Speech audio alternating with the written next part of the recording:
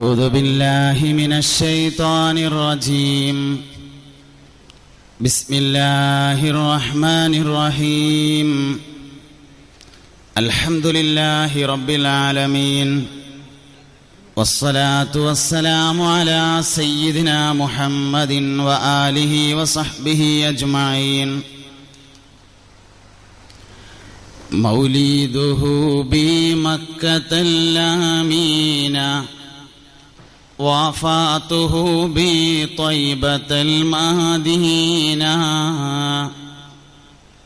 أتم قبل الوحي 40، وعمره قد جاوز 60.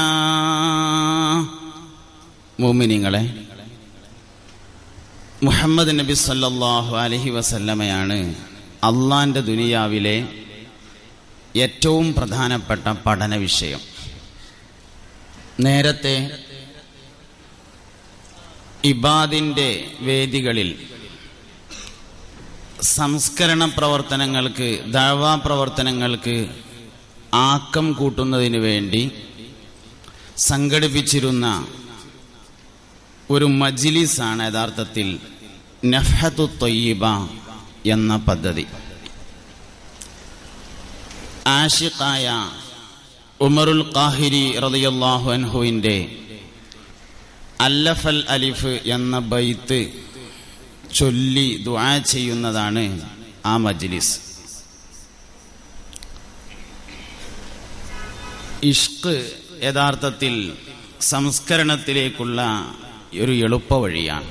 എല്ലാ വഴിയുള്ള സ്ഥലത്തേക്കും എളുപ്പവഴി ഉണ്ടാവും.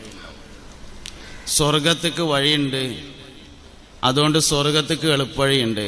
സ്വർഗത്തേക്കുള്ള ഏറ്റവും എളുപ്പമുള്ള വഴിയായി എനിക്ക് തോന്നിയത് ഉമ്മയാണ്. അൽ ജന്നത്തു തഹ്ത അഖ്ദാമിൽ ഉമ്മഹാത്ത് ഷഫീഉനാ റസൂലുള്ളാഹി സല്ലല്ലാഹു അലൈഹി വസല്ലം. എല്ലാ വഴിയുള്ള സ്ഥലത്തേക്കും എളുപ്പവഴി ഉണ്ടാവും.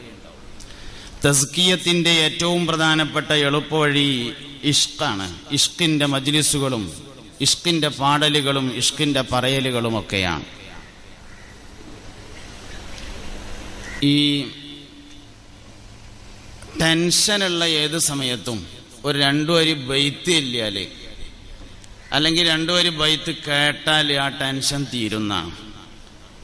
ദുന്യാവിൽ വന്നിട്ട് ആദ്യമായിട്ട് നമ്മൾ ടെൻഷൻ അനുഭവിച്ചപ്പോൾ ഉമ്മ ഒരു പാട്ട് പാടി തന്നിരുന്നു. ഓർക്കുന്നുണ്ടോയെന്നറിയില്ല, ഒന്ന് പാടിയൊക്കെ നമുക്ക് എല്ലാവരും കൂടി. ഈ സദസ്സൊന്ന് ഇളകിക്കോട്ടെ.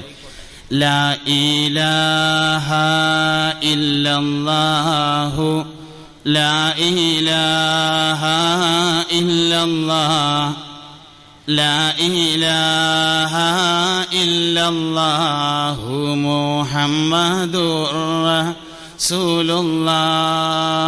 അല്ലഫൽ അലിഫു നിളാമ മദ്ഹി അലൽ അലിയാൽ അവല സുതുരി ബിസ്മി ലൈബദ അൽ ഖാലിഖാൽ. ലാ ഇലാഹ ഇല്ലല്ലാഹു ലാ ഇലാഹ ഇല്ലല്ലാഹ് ലാ ഇലാഹ ഇല്ലല്ലാഹു മുഹമ്മദുർ റസൂലുള്ളാഹ്. ലോകത്ത് മുഅ്മിനീങ്ങളുടെ ഈമാൻ സംരക്ഷിച്ചു നിർത്തുന്നതിന് വേണ്ടി സൂഫികൾ ആവിഷ്കരിച്ചത് 2 പ്രധാനപ്പെട്ട വഴികളാണ്. ഒന്ന്, മഹാനായ ഗൗസുൽ ആദം സുൽത്താൻ മുഹിയുദ്ദീൻ അബ്ദുൽ ഖാദിർ ജീലാനി ഖദ്ദസല്ലാഹു സിറഹുൽ അസീസ് മഹാനവറുകളെ പോലെയുള്ള ആളുകൾ ആവിഷ്കരിച്ച വലിയ ഇൽമിന്റെ പ്രധാനപ്പെട്ട വഴി. ഖാദിരിയത്തിൽ ധാരാളം ഇൽമുകളെ കാണാൻ പറ്റും. ഖാദിരിയത്തിന്റെ വിജ്ഞാനങ്ങളൊക്കെ വലിയ ഭാരമുള്ള വിജ്ഞാനങ്ങളാണ്. ഖാദിരിയത്തിന്റെ അദ്കാറുകളും വലിയ ഭാരമുള്ളതാണ് എന്ന് കാണാം. അതുകൊണ്ടാണ് ഖാദിരിയത്തിന്റെ വഴികളിൽ വളരെ വലിയ ദിക്റുകളും വളരെ വലിയ ഇൽമിന്റെ മജ്ലിസുകളൊക്കെ നടക്കുമ്പോൾ മനുഷ്യന്മാർക്ക് ദഹനശക്തി വളരെ കൂടുതലായിരിക്കും. കഴിച്ച ഭക്ഷണമൊക്കെ വേഗം ദഹിക്കും. അതുകൊണ്ട് ഖാദിരിയ ഹൽക്കുകളോടനുബന്ധിച്ചൊക്കെ ഭക്ഷണം വിതരണം ചെയ്യുകയും നന്നായി ഭക്ഷണം പാചകം ചെയ്യുകയൊക്കെ ചെയ്യുന്ന സംവിധാനം വന്നു. ഇന്ന് ദിക്റും ഹൽഖി ഇൽമൊക്കെ പോയിട്ട് ഭക്ഷണം മാത്രമായിട്ട് ഖാദിരിയ ഇതിലെ പല ഭാഗങ്ങളും അവശേഷിച്ചു എന്നെനിക്ക് തോന്നിയിട്ടുണ്ട്. അതുപോലെ മഹാനായ ഗൗസുൽ ആലമിനെ പോലെ ഷെയ്ഖ് റിഫായി റളിയല്ലാഹു അൻഹുമായി ബന്ധപ്പെട്ട ശ്രേണിയിൽ പ്രധാനമായും സ്വീകരിച്ചു വന്നിട്ടുള്ളത് ഇഷ്കിന്റെ മജ്ലിസുകളാണ് എന്ന് കാണാം. കേരളീയരുടെ ഈമാൻ സംരക്ഷിച്ചു നിർത്തുന്നതിന് വേണ്ടി അഹോരാത്രം പരിശ്രമിച്ച മഖ്ദൂമുമാർ ഇഷ്കിന്റെ സദസ്സുകൾ സംഘടിപ്പിച്ചു. അങ്ങനെയാണ് നമ്മുടെ നാട്ടിൽ മങ്കൂസ് മൗലിദുകളും മറ്റും വിരചിതമായതും. അത് മുതഅല്ലിമീങ്ങളാൽ തന്നെ ഓതി പാരായണം ചെയ്ത് ഭക്ഷണം കഴിച്ച് അങ്ങനെ നാടുകളിൽ പോയി വീടുകളിൽ പോയി ദുആകൾ നടത്തി സദസ്സുകൾ നടത്തി ഈമാനെ സംരക്ഷിച്ചു നിർത്തുകയും ചെയ്തിട്ടുള്ളത് എന്നു കാണാം. ഒരു കാര്യം ഞാൻ ഈ സദസ്സിൽ പറയുന്നത് ഇങ്ങനെയാണ്. മദീന എന്ന് പറയുന്നതിന്റെ പേരാണ് യഥാർത്ഥത്തിൽ ത്വയ്ബ അല്ലെങ്കിൽ ത്വയ്യിബ അല്ലെങ്കിൽ തോബ എന്നെല്ലാം പറയുന്നത്. മദീന എന്ന് പറയുന്നത് ഷാ വലിയുല്ലാഹി ദഹ്ലവി റളിയല്ലാഹു അൻഹു പറഞ്ഞതായി കാണാം. എല്ലാ ടെൻഷനും തീരാൻ മദീനത്തേക്ക് പോയാൽ മതി എന്നാണ്. ഭൂമിയിലെ ഏറ്റവും നല്ല മണ്ണ് മദീനയുടെ മണ്ണാണെന്ന് അഷ്റഫുൽ ഖൽഖ് ത്വാഹ റസൂലുള്ളാഹി സല്ലല്ലാഹു അലൈഹി വസല്ലമ തങ്ങൾ പറഞ്ഞിട്ടുണ്ട്. അഫ്ളലു തുർബത്തുൽ അർളി തുർബത്തുൽ മദീന. ഭൂമിയുടെ മണ്ണുകളിൽ വെച്ച് ഏറ്റവും നല്ല മണ്ണ് മദീനയുടെ മണ്ണാകുന്നു. ഏത് മണ്ണിലാണോ ഒരാൾ ജീവിക്കുന്നത് ആ മണ്ണിന്റെ സ്വഭാവം പ്രകടിപ്പിക്കുമെന്നാണ്. അള്ളാന്റെ ദുനിയാവിലെ ഏറ്റവും നല്ല സ്വഭാവക്കാർ മദീനക്കാരാണ്. അള്ളാഹുവിന്റെ ദുനിയാവിലെ ഏറ്റവും നല്ല ഈത്തപ്പഴം മദീനയുടെ ഈത്തപ്പഴമാണ്. ഒരു മണ്ണിന്റെ സ്വഭാവം എപ്പോഴും ഉണ്ടാവും. ജാമിഅ നൂരിയ അറബിക് കോളേജിന്റെ സന്തതികൾക്കുള്ള പ്രത്യേകത ഈ മണ്ണിന്റെ പ്രത്യേകത തന്നെയാണ് എന്ന് നമ്മൾ മനസ്സിലാക്കണം. ഏത് മണ്ണിനും ആ മണ്ണിൻ്റെതായ പ്രത്യേകതകളുണ്ട്. മദീനയുടെ മണ്ണ് ഏറ്റവും പ്രധാനപ്പെട്ടതാണ്. മക്കയെ സ്നേഹിക്കുന്നതിനേക്കാൾ മദീനയെ സ്നേഹിക്കാമെന്നാണ് പുണ്യനബി സല്ലല്ലാഹു അലൈഹി വസല്ലം ഒരിക്കൽ ദുആ ചെയ്തു. അല്ലാഹുമ്മ അഹ്ബിബ് ഇലൈനൽ മദീനത കമാ അഹ്ബബ്ത ഇലൈനൽ മക്കത വശദ്ദ മിൻഹാ. അല്ലാഹുവേ, മദീനയെ ഞങ്ങൾക്ക് നീ ഇഷ്ടപ്പെടുത്തേണമേ. കമാ അഹ്ബബ്ത ഇലൈനൽ മദീന മക്കത വശദ്ദ മിൻഹാ. മക്കയെ ഞങ്ങൾക്ക് ഇഷ്ടപ്പെടുത്തിയതിനേക്കാൾ കൂടുതലായി മദീനയെ ഇഷ്ടപ്പെടുത്തണേ എന്ന് നബി തങ്ങൾ ഒരിക്കൽ ദുആ ചെയ്തത് ഇമാം ബുഖാരി റളിയല്ലാഹു അൻഹു തന്റെ സ്വഹീഹിൽ ഉദ്ധരിച്ചിട്ടുണ്ട്.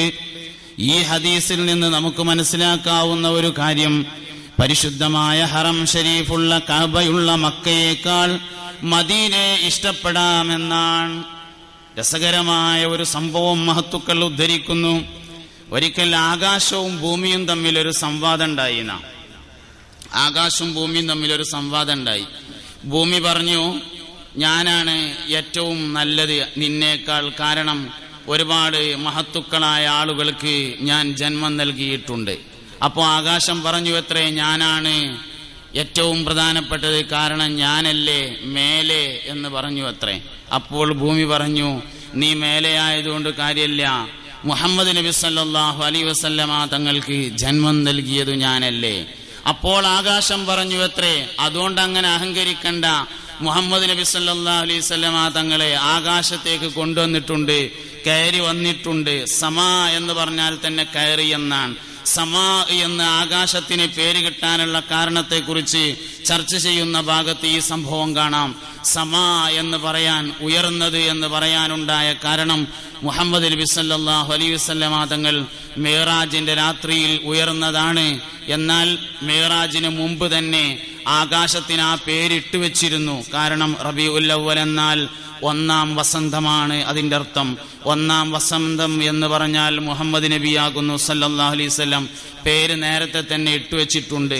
തിങ്കളാഴ്ചയാണ് നബി തങ്ങൾ വരുന്നത്. തിങ്കൾ എന്ന് പറഞ്ഞാൽ ചന്ദ്രനാണ്. പുണ്യനബിയുടെ പേര് ബദർ എന്നാണ് സഹാബത്ത് ഉൾപ്പെടെ വിളിച്ചിരുന്നത്. ഇവിടെ ഒന്നും അവിചാരിതമായി സംഭവിക്കുന്നില്ലെന്നാണ്. എല്ലാം വിചാരിതങ്ങളാണ്. എല്ലാം വിചാരിതമായി സംഭവിക്കുകയാണ്. ഈ ലോകത്തിന്റെ ഏറ്റവും പ്രധാനപ്പെട്ട രഹസ്യം എന്ന് പറയുന്നത് മുഹമ്മദ് മുസ്തഫ സല്ലല്ലാഹു അലൈഹി വസല്ലമ തങ്ങളാണ് എന്ന് കാണാം. അതുകൊണ്ട് പഠിക്കുക തന്നെ. പുണ്യനബി സല്ലല്ലാഹു അലൈഹി വസല്ലമ തങ്ങളുടെ ഉമിനീരിനെ കുറിച്ച് മാത്രം പറഞ്ഞാൽ തന്നെ ഒരുപാട് പറയണം. പുണ്യനബിയുടെ ഉമിനീരിന്റെ പ്രത്യേകത ആദ്യമായി മനസ്സിലാക്കുന്നത് മദീനയിൽ ജീവിച്ചിരുന്ന മക്കയിൽ ജീവിച്ചിരുന്ന ഹാരിസ് ഇബ്നു കൽദ എന്നു പേരായ ഒരു വൈദ്യനാകുന്നു എന്ന് കാണാം. 6-ാമത്തെ വയസ്സിൽ അള്ളാന്റെ റസൂൽ മുഹമ്മദ് മുസ്തഫ സല്ലല്ലാഹു അലൈഹി വസല്ലം മദീനയിൽ പോയി തിരിച്ചു വരുന്ന സമയത്ത് നബിതങ്ങൾക്ക് ചെങ്കണ്ണ് രോഗം പിടിപെട്ടു. മക്കക്കാര് നബിതങ്ങളെ ചികിത്സിക്കാൻ വേണ്ടി യോഗം ചേർന്നിട്ട് ഗ്രീക്കിൽ പോയി വൈദ്യം പഠിച്ചു തന്ന അക്കാലത്തെ ഏറ്റവും പ്രസിദ്ധനായ വൈദ്യനായ ഹാരിസ് ബിനു കൽദ എന്ന മെഡിക്കൽ കോളേജിലേക്ക് തന്നെ കൊണ്ടുപോകാൻ തീരുമാനിച്ചു. അന്നത്തെ മക്കയിലെ മെഡിക്കൽ കോളേജാണ് ഹാരിസ് ബിനു കൽദ എന്ന് പറയുന്ന ആള്. മെഡിക്കൽ കോളേജിൽ തന്നെ കൊണ്ടുപോയി.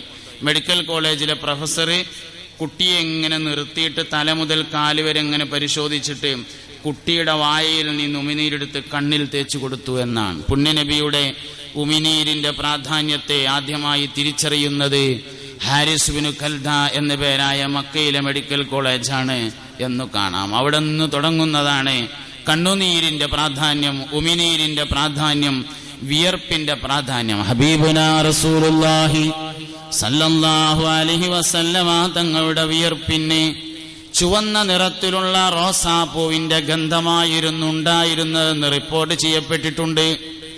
നമ്മളെപ്പോഴും ആലോചിക്കേണ്ട ഒരു കാര്യം, നമ്മൾ എന്തുകൊണ്ട് ചുവന്ന റോസാപ്പൂവിനെ അറിയാതെ തന്നെ ഇഷ്ടപ്പെട്ടു പോകുന്നു?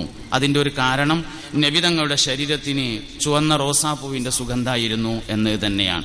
പുണ്യനബിയോട് ബന്ധപ്പെടുന്ന വിഷയങ്ങൾക്കാണ് മനുഷ്യൻ അറിഞ്ഞും അറിയാതെയും താല്പര്യമുണ്ടാവുക. ഈ പ്രപഞ്ചത്തിന്റെ ഏറ്റവും പ്രധാനപ്പെട്ട രഹസ്യമെന്ന് പറയുന്നത് മുഹമ്മദ് നബിയാണ് സല്ലല്ലാഹു അലൈഹി വസല്ലം.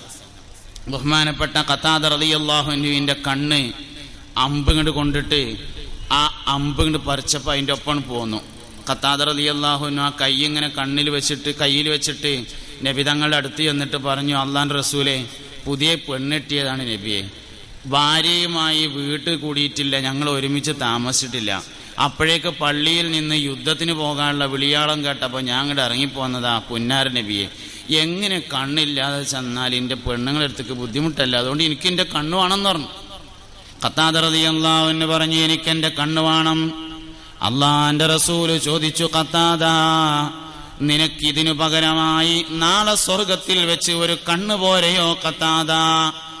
ഖതാദ റളിയല്ലാഹു അൻഹു പറഞ്ഞു, അള്ളാഹുവിന്റെ റസൂലേ, എനിക്ക് ഇവിടുന്ന് ഈ കണ്ണും വേണം, പിന്നെ സ്വർഗത്ത് നിങ്ങളിപ്പോൾ പറഞ്ഞ ആ കണ്ണില്ലേ അതെനിക്ക് വേറെയും വേണമെന്ന് പറഞ്ഞു. അള്ളാന്റെ റസൂൽ ആ കണ്ണിങ്ങനെ എടുത്തിട്ട്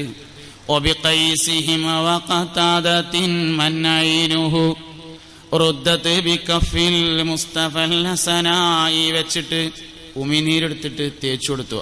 അയ്യൽ ഇബ്നു ജമാൽ എന്ന പേരായ സ്വഹാബിക്ക് ചൊറി ബാധിച്ച് നബിതങ്ങൾ എടുത്തു എന്നപ്പോ അവിടുത്തെ ഷറഫാക്കപ്പെട്ട ഉമിനീര് തേച്ചു കൊടുത്തു. സിദ്ദീഖുൽ അക്ബർ റളിയല്ലാഹു അൻഹുവിനെ പാമ്പ് കടിച്ചപ്പോ അള്ളാന്റെ റസൂല് മുഹമ്മദ് മുസ്തഫ സല്ലല്ലാഹു അലൈഹി വസല്ലമയുടെ ഷറഫാക്കപ്പെട്ട ഉമിനീര് തേച്ചു കൊടുത്തു. ഉമിനീര് മാത്രം പഠിച്ചാൽ തന്നെ നബിതങ്ങളെ കുറിച്ചുള്ള പഠനം അവസാനിക്കൂല എന്നാ. പഠിക്കുന്നതിനെയാണ് ഇഷ്ടപ്പെടാൻ കഴിയുള്ളൂ. സംസ്കരണത്തിലേക്കുള്ള നന്മയിലേക്കുള്ള ഏറ്റവും എളുപ്പവഴി ഇഷ്കാണ്. ഒരു മനുഷ്യൻ നന്നാവാനുള്ള ഏറ്റവും എളുപ്പവഴി എന്ന് പറയുന്നത് ഇഷ്ക് തന്നെയാണ്. ഇസ്ലാമിനെ 2 നിലക്ക് പഠിക്കാൻ പറ്റും. ഒന്നിങ്ങനെ ആയത്ത്, ഹദീസ്, ഇജ്മാ, ഖിയാസൊക്കെ പഠിച്ചിട്ട് ഇങ്ങനെ ഇസ്ലാം പഠിക്കാം. വേറൊരു പഠനമുണ്ട്, മുഹമ്മദ് നബി സല്ലല്ലാഹു അലൈഹി വസല്ലം തങ്ങൾ എങ്ങനെ പഠിച്ചാൽ അതിൽ ആയത്തും ഹദീസും ഇജ്മാവും ഖിയാസൊക്കെ ഉണ്ടാവും. സുഖകരമായ ഒരു പഠനം പുണ്യനബിയെ പഠിക്കലാണ്. അന്നബിയു ഔലാ ബിൽ മുഅ്മിനീന മിൻ അൻഫുസിഹിം. നബി സല്ലല്ലാഹു അലൈഹി വസല്ലം തങ്ങൾ മുഅ്മിനീങ്ങളോട് സ്വന്തം ശരീരത്തെക്കാൾ അടുത്തതാണ്. ശരീരത്തെക്കാൾ നബിതങ്ങൾ എങ്ങനെ അടുത്തു നിൽക്കുന്നു എന്നറിയണമെങ്കിൽ നബിതങ്ങളുടെ ശരീരം തന്നെ പഠിക്കണം സല്ലല്ലാഹു അലൈഹി വസല്ലം. ഒരു മനുഷ്യന് ഇഷ്ടമുള്ളതിനെ കുറിച്ച് ഏറ്റവും കൂടുതൽ പറയാൻ കഴിയുമെന്നാണ്. നമ്മൾ ഏറ്റവും കൂടുതൽ വാചാലമായി സംസാരിക്കുക നമുക്ക് ഇഷ്ടമുള്ള വിഷയത്തെക്കുറിച്ചാണ്. എന്നാൽ നബിതങ്ങളെ കുറിച്ച് വാചാലമായി സംസാരിക്കുന്ന ഒരവസ്ഥ നമുക്ക് ഉണ്ടാവുമ്പോഴാണ് ഇഷ്ടം. എനിക്ക് എൻ്റെ കണ്ണിനെ കുറിച്ച് പറയാൻ കഴിയുന്നതിനേക്കാൾ നബി സല്ലല്ലാഹു അലൈഹി വസല്ലമ തങ്ങളുടെ കണ്ണിനെ കുറിച്ച് പറയാൻ എപ്പോഴാ സാധ്യമാകുന്നത്? അന്നാണ് എൻ്റെ കണ്ണിനേക്കാൾ നബിതങ്ങളുടെ കണ്ണിനെ എനിക്കിഷ്ടമുള്ളത് എന്ന് മനസ്സിലാക്കാൻ പറ്റുമെന്നാണ്. അങ്ങനെ ഓരോന്നും പഠിക്കണം. പഠിക്കും തോറും അത്ഭുതമാണ്. മുഹമ്മദ് നബി സല്ലല്ലാഹു അലൈഹി വസല്ലം നബിതങ്ങളെ ഇഷ്ടപ്പെടണം എന്ന് പറഞ്ഞിട്ടുണ്ട്. ഇഷ്ടപ്പെട്ടാൽ പിന്നെ എന്താ ചെയ്യേണ്ടത്? അത് ഇഷ്ടപ്പെട്ടോൻ തീരുമാനിക്കേണ്ടത് എന്താ ചെയ്യേണ്ടത്. പലരും പല കോലത്തിലാണ് ചെയ്തത്. സിദ്ദീഖ് റളിയല്ലാഹു അൻഹു നബി തങ്ങളോട് ഭയങ്കര ഇഷ്ടമുണ്ടായപ്പോൾ മദീനയിലേക്ക് ഹിജ്റ പോണ സമയത്ത് നബിയും സിദ്ദീഖ് റളിയല്ലാഹുവിനും ഇങ്ങനെ പോവുകയാണ്. ദിവസങ്ങളോളം ഉറക്കൊഴിച്ചിട്ട് നബി തങ്ങൾ ആകെ ക്ഷീണിച്ചിട്ടുണ്ട്, നടക്കാൻ വയ്യ. എന്നാലും ഇങ്ങനെ നടന്നിട്ട് എങ്ങനെയൊക്കെയോ സൗർ പർവ്വതത്തിൻ്റെ താഴ്ഭാഗത്തെത്തി. പക്ഷെ കയറ്റം കയറാൻ വയ്യ. സൗർ പർവ്വതത്തിൻ്റെ മേലെയുള്ള ഗുഹ എന്ന് പറഞ്ഞാൽ സാധാരണ കയറാൻ വയ്ക്കണമെന്നല്ല. നമ്മളിവിടുന്ന് ഹജ്ജിന് പോണ ആൾക്കാർ, ഉംറക്ക് പോണവരൊക്കെ സൗർ പർവ്വതത്തിൻ്റെ താഴെ ഇങ്ങനെ ചെന്നിട്ട് കൂടെയുള്ള ആൾക്കാർക്ക് ഇങ്ങനെ കാണിച്ചു കൊടുക്കും. കാണുന്ന വെളുത്ത മനുഷ്യന്മാരെ പോലത്തെ ഒരു സാധനം ഇങ്ങനെ കയറിപ്പോണ് കണ്ടില്ലേ, അവിടെയാണ് ആ ഗുഹ. ഇവിടെ നിന്ന് തോരുന്നാൽ മതി, അങ്ങോട്ട് കയറിയിട്ട് വലിയ ഫളീലത്തൊന്നും ഇല്ല എന്ന് പറയും സാധാരണ പറയണത്. ഇപ്പം അവിടെ ബംഗാളികൾ ഇങ്ങനെ സ്റ്റെപ്പ് പോലെ ഉണ്ടാക്കിയിട്ടുണ്ട് വേണമെങ്കിൽ കയറിപ്പോകാൻ വേണ്ടിയിട്ട്. എന്നാലും നമ്മളെക്കൊണ്ട് കൂട്ടിയാൽ പറ്റാത്തത് കൊണ്ട് ഫളീലത്തില്ല എന്ന് പറയാണ്. അള്ളാന്റെ റസൂല് കയറിയോടത്തേക്ക് കയറണേന് ഫളീലത്തൊക്കെ ഉണ്ട്, ഇല്ലായിട്ടൊന്നല്ല. ഞമ്മക്ക് ബംഗാളികൾ സ്റ്റെപ്പ് ഉണ്ടാക്കിയിട്ട് പോലും കയറാൻ വയ്യാത്തത് കൊണ്ട് ഫളീലത്തൊന്നും ഇല്ല അറിഞ്ഞാണ്ട് താഴെ നിന്നിട്ട് ഇങ്ങനെ കാണിച്ചു കൊടുത്തങ്ങാണ്ട് മടങ്ങിപ്പോരലാണ് സാധാരണ പതിവ്. അങ്ങട്ട് നബി സല്ലല്ലാഹു അലൈഹി വസല്ലം തങ്ങളും സിദ്ദീഖ് റളിയല്ലാഹുവിനും പോകുമ്പോൾ ക്ഷീണം കൊണ്ട് നബി തങ്ങൾക്ക് കയറ്റം കയറാൻ വയ്യ, തൊള്ളിച്ചു. ആര്? സിദ്ദീഖ് റളിയല്ലാഹു എന്ന് പറഞ്ഞ ആളുടെ ചിത്രം നമ്മളെ മനസ്സിൽ വരുമ്പോഴേ അത് മനസ്സിലാവുള്ളൂ. തടിയില്ലാത്തൊരു മനുഷ്യൻ, നീളമുള്ള തടിയില്ലാത്ത മനുഷ്യൻ, കവിൾത്തടം ഒട്ടിയ ആള്, കണ്ണ് കുഴിയിലേക്ക് പോയ ആള്, വെളുത്ത് താടിയുള്ള നീണ്ട മനുഷ്യൻ, അതാണ് സിദ്ദീഖ് റളിയല്ലാഹു. നബി സല്ലല്ലാഹു അലൈഹി വസല്ലം തങ്ങളാണെങ്കിൽ നല്ല ഒത്ത ശരീരമുള്ള മനുഷ്യൻ. നബി തങ്ങളെ തോളിലിരുത്തിയിട്ട് ആ മലമക്ക് ഇങ്ങനെ കയറി കയറി കയറി കുറേണ്ട് എത്തിയാൽ നിരന്ന സ്ഥലം കണ്ടാൽ അവിടെ നബിനെ ഇരുത്തിയിട്ട് നബി നിങ്ങൾ ഇവിടെ ഇരിക്കട്ടോ ഞാൻ അപ്പം വരാമെന്ന് പറഞ്ഞാണ്ട് താഴെ വന്നിട്ട് ശത്രുക്കൾ ആരെങ്കിലും വരുന്നുണ്ടോ നോക്കിയിട്ട് രണ്ടാമത് പോയിട്ട് പിന്നെയും തോളിലിരുത്തിയിട്ട് ബാക്കി കയറും. അങ്ങനെ കയറി സയ്യിദുനാ അബൂബക്കർ സിദ്ദീഖ് റളിയല്ലാഹു അൻഹു മേലെ ചെന്നിട്ട് മാളത്തേക്ക് ഗുഹയ്ക്ക് ഇങ്ങനെ നോക്കുമ്പോൾ ചെറിയ ഓട്ടകൾ കാണാണ്ട് പഠിച്ചോനെ വല്ല പാമ്പോ തേളോ ഉണ്ടാവുമോ എന്ന് തോന്നിയപ്പോൾ സിദ്ദീഖ് റളിയല്ലാഹു അൻഹു നിങ്ങളിവിടെ ഇരിക്കി ഞാനൊന്ന് പോയോക്കട്ടെ എന്ന് പറഞ്ഞ് ചെന്നിട്ട് തൻ്റെ വസ്ത്രത്തിൽ നിന്ന് കീറിയെടുക്കാൻ പറ്റുന്ന അത്രയും ഭാഗം കീറിയിട്ട് ഓരോ ഓട്ടി അടച്ചു. അവസാനം ഓരോ ഓട്ട ബാക്കിയായപ്പോൾ അതിലേക്ക് തള്ളാൻ വിരൽ ഇങ്ങനെ തിരികെ വെച്ചിട്ട് നബിയെ ഇങ്ങോട്ട് വരീന്ന് പറഞ്ഞു. പുണ്യ നബി സല്ലല്ലാഹു അലൈഹി വസല്ലം വന്നിട്ട് ക്ഷീണം കൊണ്ട് സിദ്ദീഖ് റളിയല്ലാഹുവിന്റെ മടിയിൽ തലവെച്ചിട്ട് ഇങ്ങനെ കടന്നപ്പോൾ അറിയാതെ ഉറങ്ങിപ്പോയി. നബി തങ്ങളെ കാണാൻ വേണ്ടി വന്ന ഒരു പാമ്പ് സിദ്ദീഖ് റളിയല്ലാഹുവിന്റെ കാലിൽ അതിശക്തമായി കൊത്തി. ഇത് പാമ്പാണ് കൊത്തുന്നതെന്നറിയാം, പക്ഷെ സിദ്ദീഖ് റളിയല്ലാഹുവിന് കാലെടുത്തില്ല. അറിയാതെ സിദ്ദീഖിന്റെ കണ്ണിൽ നിന്ന് ഇറ്റി വീണ രണ്ടിറ്റ് കണ്ണുനീര് നബി തങ്ങളുടെ പൂമുഖത്ത് വന്നു. ഞെട്ടി ഉണർന്നു. എന്തേ സിദ്ദീഖെ പറ്റിയെന്ന് ചോദിച്ചു. അങ്ങനെ അവസാനം പരിഹാരമൊക്കെ ഉണ്ടായി. ഞാനിത് പറയണത് ഇഷ്ക് കൂടിയാൽ പാമ്പിന്റെ മുമ്പിൽ കാല് വെക്കാന്ന് ഏതെങ്കിലും ആയത്തിലുണ്ടോ എന്ന് ചോദിക്കാനാണ്. ഏതെങ്കിലും ഹദീസിലുണ്ടോ ഇഷ്ക് കൂടിയാൽ പാമ്പിന്റെ മുമ്പിൽ കാല് വെക്കാം? അത് ആഷിക്ക് തീരുമാനിക്കണം എന്താ ചെയ്യേണ്ടതെന്ന്. അത് ആഷിക്കിന്റെ തീരുമാനമാണ്. ഇഷ്ക് കയറാത്തവനെ സംബന്ധിച്ച് ഇത് മനസ്സിലാവില്ല എന്താ ചെയ്യേണ്ടതെന്ന്. ഇഷ്കില്ലാത്തോ അങ്ങനെ പറയാണ് ആഷിക്ക് ഇന്നതൊക്കെയാണ് ചെയ്യേണ്ടത്, ABCDEFG ഇന്നതൊക്കെ ചെയ്യണം ആഷിക്ക് എന്ന്. അതിലൊരു അർത്ഥമില്ല. അത് ആഷിക്കാണ് തീരുമാനിക്കേണ്ടത് എന്താ ചെയ്യേണ്ടതെന്ന്. സയ്യിദുനാ ഉമർ ബിൻ ഖത്താബ് റളിയല്ലാഹു അൻഹു ഒരിക്കൽ ഇഷ്ക് കയറി. നബി തങ്ങള് ആയിഷ ബീവിന്റെ വീട്ടിൽ രോഗബാധിതനായി കിടക്കുകയാണ്. ആ സമയത്ത് അല്പം ഒന്ന് ആശ്വാസം ഉണ്ട് എന്ന് തോന്നിയപ്പോൾ സിദ്ദീഖ് റളിയല്ലാഹു അൻഹു തന്റെ ഭാര്യ വീട്ടിലേക്ക് പോയി. നബി തങ്ങൾ അപ്പോഴാ വഫാത്തായത്. സിദ്ദീഖ് റളിയല്ലാഹു അൻഹു അപ്പം സ്ഥലത്തില്ല. ഉമർ ബിൻ ഖത്താബ് റളിയല്ലാഹു അൻഹുവിന് ഇഷ്കൊണ്ട് തന്നെ ഉൾക്കൊള്ളാൻ പറ്റണില്ല. നബി തങ്ങൾ വഫാത്താകെ മൂപ്പള് വാളുകൊണ്ട് എടുത്തിട്ട് ആയിഷാബീന്റെ പെരന്റെ മുമ്പിൽ വാളിങ്ങനെ പിടിച്ചിട്ട് പറഞ്ഞു, ആരെങ്കിലും മുഹമ്മദ് നബി വഫാത്തായി എന്ന് പറഞ്ഞാൽ സല്ലല്ലാഹു അലൈഹി വസല്ലം ഓന്റെ ഓടലുമ്മ തല ഉണ്ടാവില്ല എന്ന് പറഞ്ഞിട്ട് ഇങ്ങനെ നിൽക്കുകയാണ്. എല്ലാവരും വന്നിട്ട് തടിച്ചുകൂടി ഇങ്ങനെ നിന്നു. അവസാനം സിദ്ദീഖ് റളിയല്ലാഹു അൻഹു വന്നുകാണ്ട് നേരെ മദീനത്തെ പള്ളി കയറി നിസ്കരിക്കുന്ന സമയത്ത് ഒരടിമ ഓടി വരുന്നുണ്ട് കണ്ടപ്പോൾ തന്നെ സംഗതി എന്തോ സംഭവിച്ചിട്ടുണ്ട് എന്ന് മനസ്സിലായി. നിസ്കരിച്ച് സലാം വീട്ടിയിട്ട് ആ തൂഫിയ റസൂലുള്ളാഹ് അള്ളാന്റെ റസൂൽ വഫാത്തായോ എന്ന് ചോദിച്ചു. അടിമക്ക് ഉത്തരം പറയാൻ പറ്റണില്ല. വേഗത്തിൽ ഓടിച്ചെന്ന് നോക്കുമ്പോൾ കണ്ട രംഗതാണ്.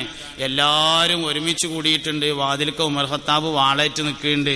അകത്തേക്ക് കയറിപ്പോയി നബി തങ്ങളുടെ ഷറഫാക്കപ്പെട്ട ശരീരത്തിൽ നിന്ന് വസ്ത്രം മാറ്റിയിട്ട് പുണ്യനബി വഫാത്തായിട്ടുണ്ട് എന്ന് ഉറപ്പുവരുത്തി 2 കണ്ണുകളിലും ചുംബനമർപ്പിച്ച് തിരിച്ചു വന്നിട്ട് പറഞ്ഞു, ഉമറെ, ആരെങ്കിലും മുഹമ്മദ് നബി സല്ലല്ലാഹു അലൈഹി വസല്ലം തങ്ങൾക്ക് ഇബാദത്ത് ചെയ്യുന്നവനാണെങ്കിൽ തീർച്ചയായും മുഹമ്മദ് നബി സല്ലല്ലാഹു അലൈഹി വസല്ലം വഫാത്തായിരിക്കുന്നു.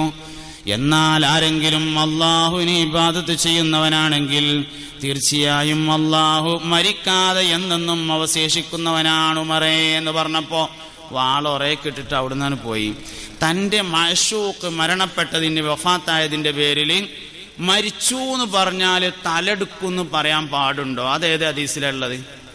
അത് ആശിക്കാണ് തീരുമാനിക്കേണ്ടത്. എന്താ പറയേണ്ടത്, എന്താ ചെയ്യേണ്ടത് അത് തീരുമാനിക്കണം. ഉസ്മാൻ റളിയല്ലാഹുവിന് ഇഷ്കുണ്ടായി. എപ്പോഴേ? മഹാനവറുകൾ ഭരണം നടത്തുന്ന സമയത്ത് ഒരു ഗവർണറുടെ കാര്യത്തിൽ തർക്കമുണ്ടായി. ഗവർണറെ മാറ്റണം എന്ന് പറഞ്ഞ് കുറച്ച് ആൾക്കാർ വന്നിട്ട് ഉസ്മാൻ റളിയല്ലാഹുവിനെ ഒക്കെ ഒന്ന് ആലോചിച്ച് തീരുമാനം എടുക്കുന്ന ആളാ. മൂപ്പര് പറഞ്ഞു മാറ്റിക്കോളാറുന്നു. വന്നോര് പറഞ്ഞു ഇപ്പം തന്നെ മാറ്റണം എന്ന് പറഞ്ഞു. ചങ്ങായിമാരെ ഞാൻ മാറ്റിക്കോളാം, ഒന്ന് ആലോചിക്കട്ടെ പറഞ്ഞു. ഞങ്ങൾ അതൊക്കെ ശരിക്കും ആലോചിച്ചിട്ടാണ് വരുന്നത്, മാറ്റിയേ പറ്റുള്ളൂ, അല്ലെങ്കിൽ ഇവിടെ കമ്മിറ്റി വേണ്ടായിരുന്നു. ഉസ്മാൻ റളിയല്ലാഹു പറഞ്ഞു ചങ്ങായിമാരെ ഞാനൊന്ന് ആലോചിച്ചിട്ട് തീരുമാനിക്കും, നിങ്ങൾ അതിനുള്ളൊരു സമയം തരികയായിരുന്നു. കൊടുത്തില്ല. അവസാനം മഹാനവറുകളുടെ കൊട്ടാരം വളഞ്ഞു നിന്നു ശത്രുക്കള്. ആ സമയത്ത് പ്രമുഖരായ സ്വഹാബികൾ ചെന്നിട്ട് പറഞ്ഞു, ഉസ്മാനെ, ഞങ്ങൾ ഈ കൊട്ടാരത്തിൻ്റെ വീടിൻ്റെ പിൻവശത്തൂടെ നിങ്ങൾക്ക് ഒരു വഴി ഒരുക്കി തരാം. നിങ്ങൾ ഒന്നിൽ മക്കയിലേക്ക് പോവുക, എന്നിട്ട് നിങ്ങളെ കുടുംബക്കാരൊപ്പം സുഖമായിട്ട് ജീവിക്കാം. അല്ലെങ്കിൽ നിങ്ങൾ കൂഫയിൽ പോയി അംർ ഇബ്നുൽ ആസ് റളിയല്ലാഹു അൻഹു എന്ന ശക്തനായ ഗവർണർ അവിടെയുണ്ട്, അദ്ദേഹത്തോടൊപ്പം ചേർന്ന് നിങ്ങൾ ഭരണം നടത്തണം എന്ന് പറഞ്ഞപ്പോൾ രണ്ട് കാര്യം പറഞ്ഞു. അതിൽ ഏറ്റവും പ്രധാനപ്പെട്ട ഒരു കാര്യം, പുണ്യനബി ഉറങ്ങിക്കിടക്കണ മദീനത്ത് നിന്ന് ഞാൻ എവിടേക്കും പോകൂല എന്നായിരുന്നു. വെട്ടി ശത്രുക്കളെ രക്തം ഒഴുകിയിട്ട് മഹാനവറുകൾ ഇങ്ങനെ കിടക്കാണ്. മഗ്‌രിബി ബാങ്കിന്റെ സമയമായപ്പോ മദീന പള്ളിയുടെ മിനാരത്തിന്റെ ഭാഗത്ത് നിന്നൊരു ശബ്ദം കേട്ടു, ഉസ്മാനേ വെള്ളം വേണോ? നോക്കുമ്പോ അഷ്റഫുൽ ഖൽഖ് ത്വാഹ നബി സല്ലല്ലാഹു അലൈഹി വസല്ലമ തങ്ങളാണ്. പുന്നാര നബിയുടെ കയ്യിൽ നിന്ന് വെള്ളം വാങ്ങിയിട്ട് നോമ്പ് തുറന്നു വഫാത്തായി സയ്യിദുനാ ഉസ്മാൻ ഇബ്നു അഫ്ഫാൻ. ഇഷ്കണ് കയറിയപ്പോൾ ഞാൻ ഈ നാട്ടിൽ നിന്ന് പോകൂല. ബിലാൽ റളിയല്ലാഹുവിന് ഇഷ്കണ് കയറിയപ്പോഴോ ഞാൻ ഇവിടെ നിൽക്കൂല. രണ്ടാക്കും കയറിയത് ഇഷ്കന്നല്ലേ. ബിലാൽ റളിയല്ലാഹുവിന് എന്തേ പറഞ്ഞു? ബിലാലുൽ മുഅദ്ദിൻ റളിയല്ലാഹുവിന് നബി തങ്ങൾ വഫാത്തായപ്പോൾ ഇഷ്ക് കയറി. മഹാനവറുകൾ പറഞ്ഞു ഞാൻ ഈ മദീനത്ത് നിൽക്കണ പരിപാടിയില്ല എന്ന് മാത്രമല്ല അങ്ങോട്ട് വരൂല്ല. പിന്നെ ഉമർ ഇബ്നുൽ ഖത്താബ് റളിയല്ലാഹുവിന്റെയും ശേഷം ആ കാലത്തോ അതിന് ശേഷമാണ് മഹാനായ ബിലാൽ റളിയല്ലാഹുവിന് ഒരിക്കൽ മദീനത്തേക്ക് വന്നത്. മൂപ്പര് വരാൻ തന്നെ തയ്യാറല്ല. രണ്ടാൾക്കുള്ള ഇഷ്കാണ്. ഒരാൾ ഞാൻ മദീനത്തു നിന്ന് പോകൂല, വേറൊരാൾ ഞാൻ മദീനത്തേക്ക് വരൂല. അപ്പൊ മദീനത്തു നിന്ന് പോകാതിരിക്കുക വേണ്ടത് അതോ മദീനത്തേക്ക് വരാതിരിക്കുക വേണ്ടത്? അത് ആശിക്കാ തീരുമാനിക്കേണ്ടത് ഏതാ വേണ്ടത്? അത് ഇഷ്കുള്ളവനാ തീരുമാനിക്കേണ്ടത് ഏതാ ചെയ്യേണ്ടതെന്ന്. ഇഷ്ക് ഉണ്ടാവുക എന്നുള്ളതാണ് ഏറ്റവും പ്രധാനപ്പെട്ട കാര്യം. ഉണ്ടായാൽ ഓന്റെ കാര്യങ്ങൾ തീരുമാനിക്കാൻ പറ്റും. അതുകൊണ്ട് ഇഷ്ക് നന്മയിലേക്കുള്ള ധർമ്മത്തിലേക്കുള്ള ഏറ്റവും എളുപ്പമുള്ള വഴിയാണ്. മുഹമ്മദ് നബി സല്ലല്ലാഹു അലൈഹി വസല്ലമയെ പഠിക്കണം. അത് വളരെ എളുപ്പമുള്ളൊരു വഴിയാണ്. ഹദീസിൽ ഉദ്ധരിക്കപ്പെട്ട ധാരാളം സംഭവങ്ങളുണ്ട്. ബഹുമാനപ്പെട്ട ഇമാം മുസ്ലിം റളിയല്ലാഹു അൻഹു കിതാബുൻ നിഫാഖിൽ ഒരു മനുഷ്യന്റെ കഥ പറയുന്നുണ്ട്. പുണ്യ നബി സല്ലല്ലാഹു അലൈഹി വസല്ലമ തങ്ങൾ ഇങ്ങനെ സംസാരിക്കുന്ന സമയത്ത് നബിയുടെ സംസാരം അത്രണ്ട് ഇഷ്ടപ്പെടാത്തതുകൊണ്ട് ഒരാൾ മെല്ലൻ നീച്ചുപോയി. ഒരാൾ മെല്ലണ്ട് എഴുന്നേറ്റ് പോയ ആ മനുഷ്യൻ പിന്നെ ജൂതനായി. ജൂതമതം സ്വീകരിച്ചു. അയാൾ ജൂതനായി. ജൂതന്മാർക്കിടയിൽ വലിയ നേതാവായി അയാൾ വാണരുളി. അവസാനം അയാൾ മരിച്ചു. മരിച്ചപ്പോൾ ജൂതന്മാർ അയാളെ കൊണ്ടുപോയിട്ട് ജൂത ശ്മശാനത്തിൽ മറവ് ചെയ്തു. പിറ്റേ ദിവസം രാവിലെ വേറൊരാൾ മരിച്ചിട്ട് പോലും മറയാൻ വേണ്ടി ചെന്ന് നോക്കുമ്പോൾ ഇന്നലെ മറയിത ചെങ്ങായിണ്ട് കബറിന്റെ പുറത്ത് കിടക്കണം. ഓല് വേറൊരു കബറുണ്ടാക്കിയാണ്ട് അതിൽ മറയിതു. മൂന്നാം ദിവസം ചെന്ന് നോക്കുമ്പോൾ മൂപ്പരുണ്ട് പുറത്ത്. വീണ്ടും ഒരു കബറുണ്ടാക്കിയിട്ട് അതിൽ മറയിതു. നാലാം ദിവസം ചെന്ന് നോക്കുമ്പോൾ പുറത്തുണ്ട്. അവസാനം കള്ളിമുള്ളുകൾ നിറഞ്ഞു നിൽക്കുന്ന ഒരു സ്ഥലത്തേക്ക് കൊണ്ടുപോയിട്ട് ആ മനുഷ്യനെ വലിച്ചെറിഞ്ഞു. അള്ളാന്റെ റസൂലിന്റെ സദസ്സിൽ നിന്ന് ഇറങ്ങിപ്പോയവനെ മറക്കിരുന്നാൽ വിഴുങ്ങുന്ന മണ്ണ് വേണ്ടാന്ന് തീരുമാനിച്ചിട്ട് പുറത്തുകൊണ്ട് വലിച്ചെറിഞ്ഞു എന്നുള്ളതാണ്. അതുകൊണ്ട് പുണ്യനബി സല്ലല്ലാഹു അലൈഹി വസല്ലമയാണ് നമ്മുടെ ആവേശം. സല്ലല്ലാഹു അലൈഹി വസല്ലം അത് മനുഷ്യനെ വളരെ വേഗത്തിൽ നന്നാക്കുന്ന ഒരു ആവേശമാണ്. എളുപ്പം നന്നാവാൻ പറ്റുന്ന ഒരു വഴിയാണ് ഇഷ്കിന്റെ വഴി എന്ന് പറയുന്നത്. അതുകൊണ്ട് ഹബീബുനാ റസൂലുള്ളാഹി സല്ലല്ലാഹു അലൈഹി വസല്ലമ തങ്ങളെ നമ്മൾ നന്നായിട്ട് പഠിക്കണം. ഇഷ്ക് വന്നാൽ സ്വാഭാവികമായിട്ടും പാട്ട് വരും. ഇഷ്ക് വന്നാൽ പാട്ട് വരും. ഹസ്സാൻ ഇബ്നു സാബിത്ത് റളിയല്ലാഹു അൻഹു ഇഷ്ക് വന്നപ്പോൾ പാട്ട് പാടി. അപ്പൊ ചിലവർക്ക് പാട്ട് ഉള്ളിലുള്ളവർക്ക് ഇഷ്ക് വന്നാൽ പാട്ട് വരും. അപ്പൊ പൈസ പോക്കറ്റിലുള്ളവർ സമ്മാനം കൊടുക്കും. അങ്ങനെയാണ് നബിദിനത്തിന് കുട്ടികൾ ഇങ്ങനെ പാടും. അപ്പൊ കീശയിൽ ഇങ്ങനെ പൈസ ഉള്ളവർ എടുത്തിട്ട് ഇങ്ങനെ കൊടുക്കും. അങ്ങനെയാണ്. അത് രണ്ടും ഇഷ്ക് തന്നെയാണ്. പാടലും ഇഷ്ക് തന്നെയാണ്, ഇതിങ്ങനെ എടുത്തു കൊടുക്കലും ഒക്കെ ഇഷ്ക് തന്നെയാണ്. അപ്പൊ ഇഷ്ക് വന്നോൻ തീരുമാനിക്കണം എന്താണ് വേണ്ടത് എന്ന്. ബഹുമാനപ്പെട്ട ആയിഷ ബീവി റളിയല്ലാഹു അൻഹ പറയാണ്, എനിക്കൊരു വളർത്തു പൂച്ച ഉണ്ടായിരുന്നു. ഞാൻ തന്നെ എൻ്റെ പൂച്ചക്ക് ഭക്ഷണം കൊടുക്കും, വെള്ളം കൊടുക്കും, എപ്പോഴും കൂടെ കൊണ്ടു നടക്കും.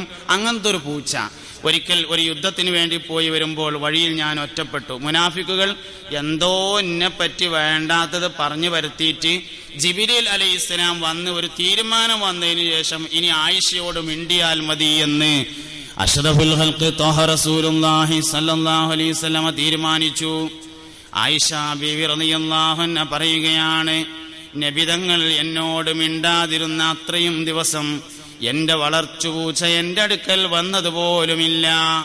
അള്ളാന്റെ റസൂല് മിണ്ടണ്ട എന്ന് തീരുമാനിച്ച ഒരു മനുഷ്യനോട് മിണ്ടാൻ, മിണ്ടാ പ്രാണി എന്ന് നമ്മൾ പറയുന്ന പൂച്ച പോലും തയ്യാറായില്ല എന്ന് സയ്യിദത്തുനാ ആയിഷത്തു സിദ്ദീഖ റളിയല്ലാഹു അൻഹു. അതുകൊണ്ട് മദീന നമ്മുടെ ഒരു ആവേശമാണ്. മദീന എന്ന് പറയുന്നത് എല്ലാ വിഷയത്തിന്റെയും പരിഹാരമാണ്, എല്ലാറ്റിന്റെയും പരിഹാരമാണ്.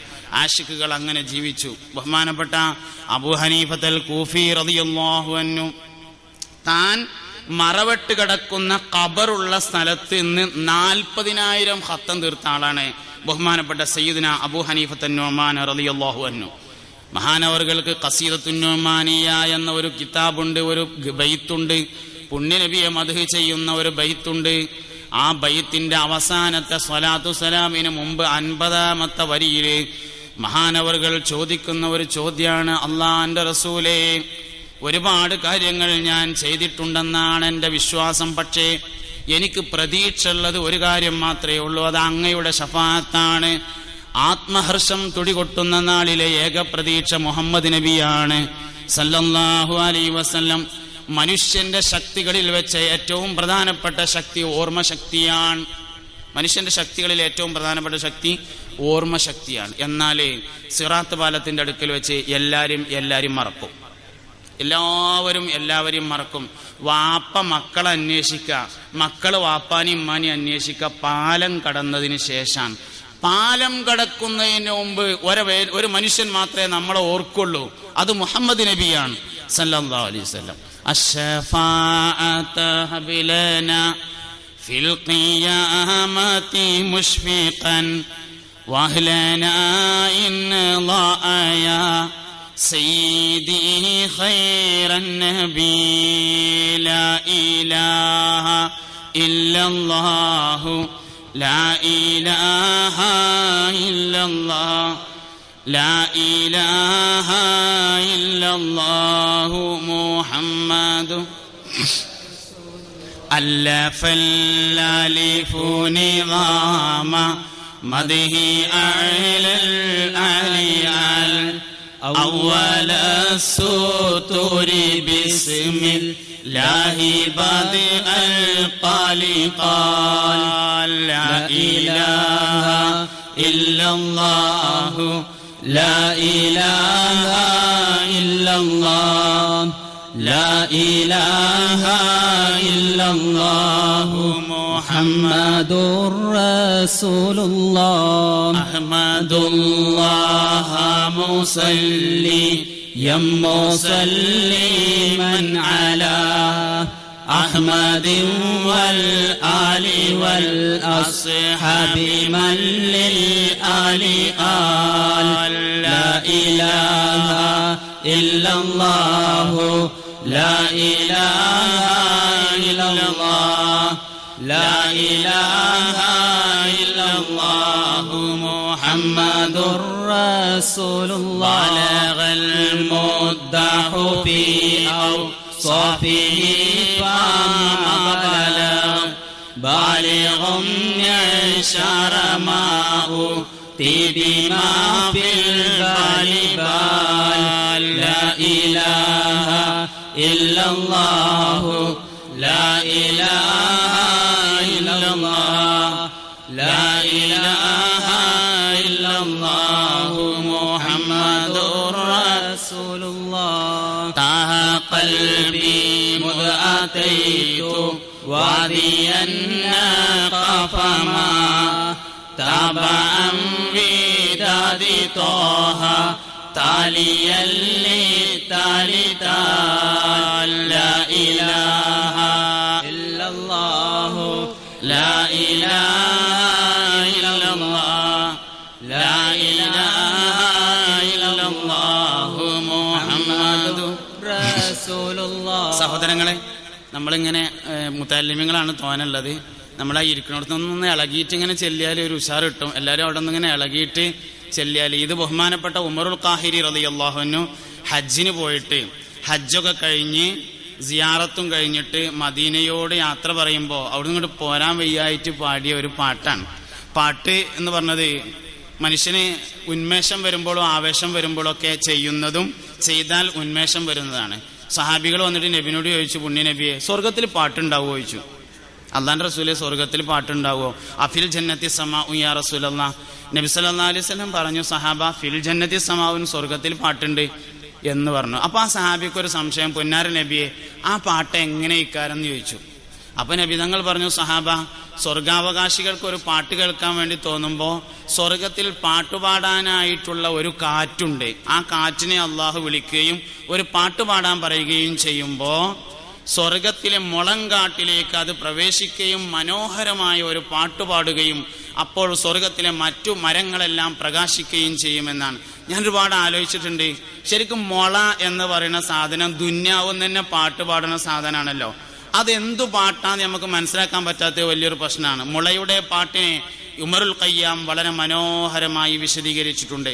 ഒരു മുളയിൽ നിന്ന് ഒരു കഷ്ണെടുത്തിട്ട് അതിൻ്റെ തള്ളയിൽ വെച്ച് അത് ഉരതിയാൽ ഒരു പാട്ടുണ്ടാകും. രണ്ടിൽ നിന്ന് ഒന്നിലേക്ക് പോവാനുള്ള തൗഹീദിന്റെ കരച്ചിലാണ് യഥാർത്ഥത്തിൽ മുളയുടെ ശബ്ദമെന്ന് ഉമറുൽ ഖയ്യാം വളരെ മനോഹരമായി വിശദീകരിച്ച് കാണാം. അപ്പോൾ ആ സഹാബിക്കൊരു സംശയം, നബിയെ, സ്വർഗത്തിൽ വേറെ പാട്ടുണ്ടാവും അതല്ലാത്തെ? അപ്പൊ പറഞ്ഞുണ്ടല്ലോ പറഞ്ഞു, സ്വർഗത്തിൽ വേറെയും പാട്ടുണ്ട്. സ്വർഗാവകാശികൾക്ക് പാട്ട് കേൾക്കാൻ തോന്നുമ്പോൾ അള്ളാഹു തആല ദാവൂദ് നബി അലൈഹി ഇസ്ലാമിനെ വിളിക്കും. ശബ്ദം എന്ന മോചിതത്തിന് അള്ളാഹു നൽകിയിട്ടുള്ള ആളാണ് ദാവൂദ് നബി അലൈഹി ഇസ്ലാം. പ്രകാശത്തിന്റെ ഒരു സ്റ്റേജ് കൊണ്ടുവരാൻ വേണ്ടി പറയും. ദാവൂദ് നബിനെ അതിൽ കയറ്റി നിർത്തിയിട്ട് ഒരു പാട്ട് പാടും. ഏത്? അർറഹ്മാനു അല്ലമൽ ഖുർആൻ. സ്വർഗമാകെ ഇങ്ങനെ ഇളകി മറിയുന്ന. അപ്പം മൂപ്പർക്ക് ഒരു സംശയം, നബിയെ, സ്വർഗത്തിൽ ഇനി വേറെ പാട്ടുണ്ടാവുമോ ചോദിച്ചു. ഉണ്ടല്ലോ പറഞ്ഞു. താരാട്ടുപാടാൻ തോഴികൾ അടുത്തുണ്ട്, കൈമുട്ടുവാൻ ചില ദാസികൾ അടുത്തുണ്ട്, കടക്കണ്ണു കൊണ്ടൊരു നോട്ടവും ചിരിയുണ്ട്. അതുകൊണ്ട് ഉമറുൽ ഖാഹിരി മദീനത്ത് നിന്ന് യാത്ര പറഞ്ഞിട്ട് ഇങ്ങനെ പോരാ. ലാ ഇലാഹ ഇല്ലല്ലാഹു ലാ ഇലാഹ ഇല്ലല്ലാഹ് ലാ ഇലാഹ ഇല്ലല്ലാഹു മുഹമ്മദുർ റസൂലുള്ളാഹ്. മീമും വഹമീമും വദാലുൻ മലഅൻ കുല്ലിൽ മഖാം മഖാമ ഔ അദ്ന ഇഖ്തിഫാശു عوري للكمال ما لا إله إلا الله لا إله إلا الله لا إله إلا الله محمد رسول الله. نون حكت أثناءها منها واجب نونا هكت نونا رآذ نوني مما نالنا لا إله إلا الله لا إله إلا الله لا إله إلا الله محمد رسول الله. لسلمى سلمت أحبابها من السواء وهل لمن منها ولاية على المنوال لا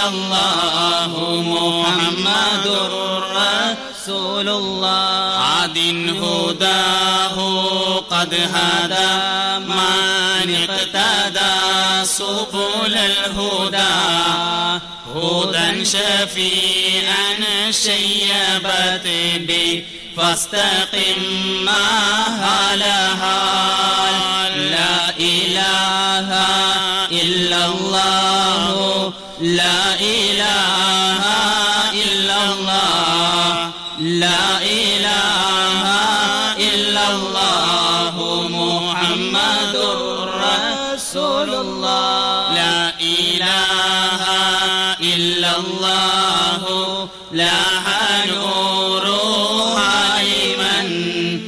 لا إله غير يميل لا عيال لا رئال لا إله إلا الله لا إله إلا الله لا إله إلا الله محمد رسول الله يا إلهي صل سلم مع تحيات على ياسين سر الذات ما استهتر الأولياء ليال لا إله إلا الله لا إله إلا الله لا إله إلا الله